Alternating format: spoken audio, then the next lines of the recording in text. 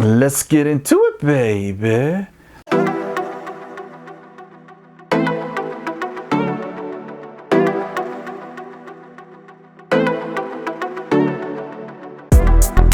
Ah, yeah, it's time to travel and bang, baby. This is Travel Bang, back again. Welcome to the jungle. We got fun and games. Thanks for rocking with me. Every time you come back to this channel and you check my material out, you know what I mean? I'm really grateful. You have to understand how grateful I am because I put so much work and energy into this channel. Please hit that subscribe button if you haven't. Press the like, share with family and friends. Keep supporting me. Keep supporting Travel and Bang, and I swear to God, we'll get to that level where we take things to another level. This is powered to you by, AO Nutrition, also known as Anabolic Outlaws. #1 sports nutrition bodybuilding company for pro hormone needs. Go to their website, check it out. aonutrition.shop. I'll leave a code below, TravelandBang10, so you can get a price reduction. Okay, for the first emails, and there's like 3 messages that were sent to me. And by the way, any of you can hit me up. Any of you can hit me up. New email address though, I'll put it below as well. Fritz@travelandbang.com. That is Fritz@travelandbang.com.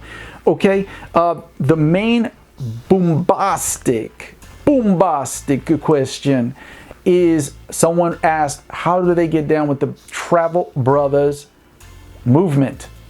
Okay, how do they get down with the travel? And I'm going to give some information that even the travel bros, the ones who call themselves that, will not give you. Okay, we're going to say that for last, but we'll go hit the first 2 messages up. First message is, I need your honest professional opinion. I recently asked a woman out, and the first thing she asked was, which restaurant are you taking me to? I never responded because I felt insulted that the only thing she was concerned about was getting a meal out of me. Why can't women be okay with going out on a date that doesn't include me spending $100 or more on a steak dinner? Okay, so this is where we're gonna have a one-to-one, heart-to-heart, man-to-man. Okay, gentlemen, and there's gonna be a lot of guys who hear my response who's not gonna like this. Look, if you can't afford to take a woman out to eat to a restaurant, you do not need to be dating. I repeat, if you cannot take a woman out to a restaurant, that doesn't mean Mickey D's, Burger King, or fast food. If you cannot take a woman out to eat, then you do not need to be dating. What you need to be doing is doubling up on your hustle, on your career, your job, or on different means to create different streams of revenue. You understand? You don't need to be dating, okay? You need to respect the reality of which is, even in the red pill dating, okay, protocols given out by Rollo Tomasi, the beta bucks, alpha ugs, okay? Even he says it the way it is, okay? There's this thing called hypergamy, okay? So basically, let me break it down. You know why the woman is asking you to go take her out to a restaurant? Which restaurant are we going to? Is basically, read into it in the red pill lens. It's basically, she's trying to size you up. Can you afford me? She's sizing you up. She's asking you, can you take me out to a meal? Can you even take me out to a decent or expensive meal? If you can't, then why? Don't waste my time. That's what that means when a woman says, where are you taking me out to eat? Which restaurant are we going to? I know, but for most men, when they hear this, they think, oh, gold diggers, this and this. No, this is just the reality.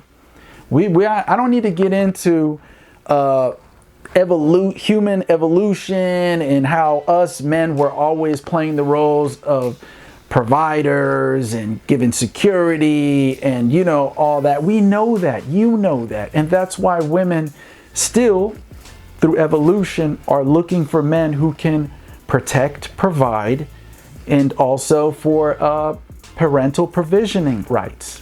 Okay? But it's more about the protection provided. You can't take her out to dinner, then she, of course, most women of standards and class will be like, I don't got time for this. Also, I want to say, look, gentlemen, also when you take a woman out to dinner, it doesn't mean instantly that should open the gateways to bedroom activities. You know what I mean? There's many a women that accompanied me on a dinner, and you know, I didn't expect anything. As a matter of fact, you should go into not expecting to get something back. You know what I mean? For me, it's just fun to take a beautiful woman out to steak dinner or whatever she's into and have some wine, fun, stimulating conversation. And if there is a connection, if there is a intimate romantic connection through that meal that we share, awesome. And that will turn into hang out, have fun, hook up, right? That's the old saying that Coach Corey Wayne gives on his channel. And that's what it's about. Hang out, have fun, hook up. But if you can't afford a dinner, okay, then you don't need to be dating. You need to be trying to figure out how to create more revenue, how to earn more money so you're not butthurt over $100. And by the way, dinners at a nice restaurant don't cost $100 no more. More like $100 on the low end, $120, $150, maybe even $200. But you need to figure out how to create more income. So when a woman says, where are we going? You could drop it like it's hot and say, we're going to Cherchez, Valez-vous, va-vous. You know what I'm saying? And she's like, oh my God, oh, it's getting so wet. No, of course she's not going to say that. But you understand?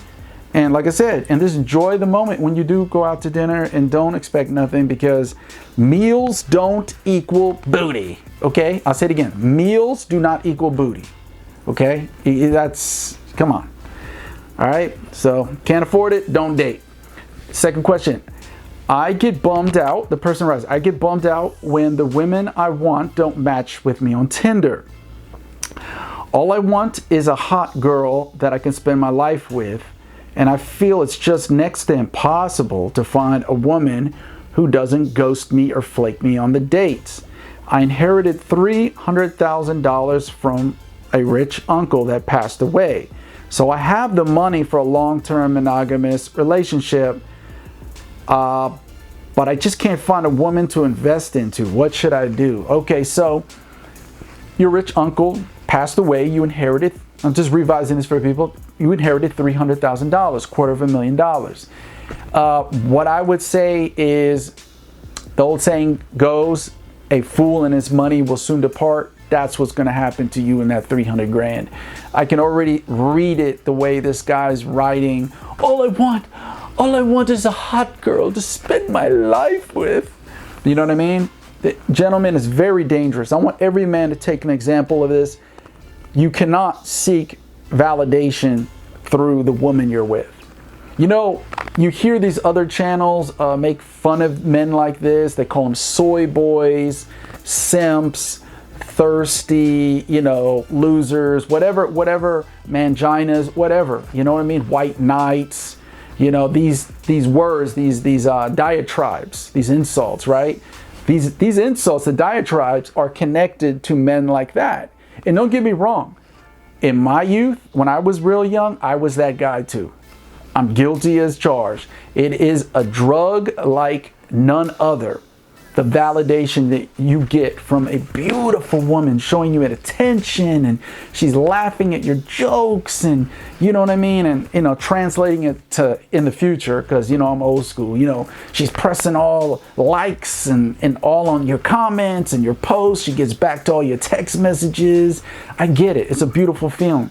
But when you live for that validation of, I just want a hot girl to spend my life with, I'm telling you right now, it dries the woman's punani up like the Sahara Desert. Women don't really want to be with a man. They say they do, but they don't want to be with a man who lives for their validation.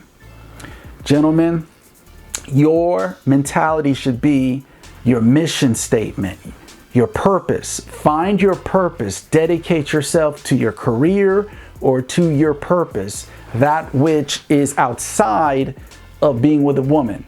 The relationship is just icing on the cake. It is not the cake, it's the icing on the cake. Your purpose in life is the roller coaster, right? The woman just comes along for the ride on the roller coaster, the journey of life. The way this man in this message is, he wants the woman to be the journey. He wants the woman he's with to be the destination. Every time you do that, you will mess yourself up really bad. You'll be codependent. That's a key word here. You'll be codependent on the validation of a woman and to make her happy. And they never respect it. These type of women, they say they would love to have a man like that, but they never really respect it at the end. They view men like this as peasants, as love slaves. You know, if you treat her like a queen, she's going to look at you as a peasant. You ever heard that saying? If you treat her like a queen, she's going to look at your peasant. You guys got to be on an equal plane. If she feels you're just living for her, you're not on an equal plane. Guys like this get ghosted, flaked, and if they do even get to a level of relationships, they usually get cheated on. You know what I mean? Or, you know, they get used, exploited, and kicked to the curb when they find a man who isn't like that, who doesn't make the woman the main focus. Women want to look up to a man. You know what I mean? They don't want a man looking up to them. You know what I mean? This is that romantic, that rom-com, romantic comedy stuff, all that stuff everyone grew up seeing that Hollywood poured out. It's garbage. It's BS. Look, the romantic sense of it when you see it in film is, I love it. I love the entertainment. You love the entertainment, but this is not how human psychology works. Okay? So this guy, with advice I would give is, I'm looking for a hot girl to spend my life with. No. You need to get a grasp on your mission, your purpose in life. Find your purpose, live your purpose, and put passionate energy behind it. And when you date women and they see that, they're going to fall in love with you that much more, because they're going to be like, this is a man with a mission. You know what I mean? His happiness, she's going to think his happiness isn't dependent on me validating him. That's when women are loyal, the most loyal to a man. You understand that? And I could go deeper and deeper and deeper and deeper into this, but I'm going to leave it alone. Let's go to the next question. This is the one everybody wants to hear. So this gentleman writes, I want to join the Passport Bro movement permanently and not just travel and bang on vacations. Can you give me guidance on what careers are available so I can work overseas? So this dude, really, it's a simple message, but it makes so much sense. See, when you hear about Passport Bros, I was going to say TravelandBang, like the channel, but Passport Bros, the movement, some people think this is just a bunch of black dudes who have passports traveling around. No. Passport Bros is just dudes in general. American men who realize, hey, I can get a passport, I can go to these other countries and get the type of intimacy and affection from women from these other countries that I can't get in my own country. Hey, that's why I'm gonna do this. This man, he's saying he doesn't want to just travel on vacations as a passport bro, and you know what I mean? He wants to go overseas. He wants it to be a lifestyle, a permanent lifestyle. And I'm so glad he brought that up. Gentlemen, me and the people that on my level from where we come from are the original passport bros. Most people won't tell you what's going on, and what I mean is I've worked decade and a half as a government defense contractor overseas. Okay, when I got out of the U.S. Army, and I went to the civilian world, and I saw they weren't paying jack shit. They weren't paying nothing. So I remember during that time, long time ago, when the Iraq thing was really popping, the first gig I got was with KBR, subsidiary of Halliburton, and then from there it just opened up doors. And I was, I did work in Germany. I'm half German, so I love that. Then I was in Vicenza, Italy, and then I started going out east. You know what I mean? Did a lot of time in Kuwait, did some time in Abu Dhabi. Definitely even in the war zones, because that's where you used to get all big money. You know what I mean? That's where you caked it up really big. Al-Assad, Iraq, and then Afghanistan, Bagram, Kandahar. You know what I mean? I had some friends who did work out in more so in the capital of Afghanistan at Area 51. No, not the Area 51 where the spaceships are. They actually had an Area 51 in Afghanistan. They nicknamed it that. But you know, I had friends, I had people all over. We're contractors, yo. And the great thing about when we created the Passport Bro movement is when we have free time, every 6 months you take vacation. And the Passport Bro movement was, as a contractor, they would go to Thailand, they would fly to Australia, they would fly to the Philippines, they fly to South America, or some of us, of course, we go back to the US, spend some time with family as well. But that was the original Passport Bros movement, becoming a defense contractor. You know, it allowed you to work overseas as an American and, you know, basically providing, of course, you're providing support for the military-industrial complex, the U.S. military. But other than that, you know, it's a great thing. You know what I mean? You can't get fired as fast when you're in the contracting business as in civilian corporate America. That's what I always loved about it, because I'm a veteran, I'm grumpy, you know, got little traits of PTSD here and there. And I tell anybody out there, you want to open the doors to being a Passport Bro permanently, become a defense contractor. I'm not a recruiter, but if you want it bad enough, all you do is go online and research it. There's so many companies out there. I've worked for most of them. A lot of them changed names. I remember in Afghanistan, I was with Salient, I was with AECOM, I was with SAIC, and then later I was with Vectress, and then I was with the subsidiary Vectress, KBOS, and on and on and on and on and on. There's so many defense contracting companies out there. Even if you don't have a security clearance, you can get one. You just gotta dig deep enough, gotta make these connections, go on LinkedIn.com. That's where it starts right there, and start networking, okay, on LinkedIn.com. That's how you become a permanent Passport Bro. And then, of course, work is work. When it's time to work, you work. But when your vacation comes, you're already overseas, you just jump on the plane and boom. When I was in Kuwait, every other weekend I could go to Dubai. Hour flight, boom, I'm over there having some fun. You know, and other cats I knew, Thailand, Philippines, wherever they wanted to go. I had a Colombian friend who did a lot, you know, he liked to go to Colombia every time he had a chance, you know, working out there with me in Kuwait. So this is where you want to go if you want to be a permanent Passport Bros guy. Okay, I'm not a recruiter.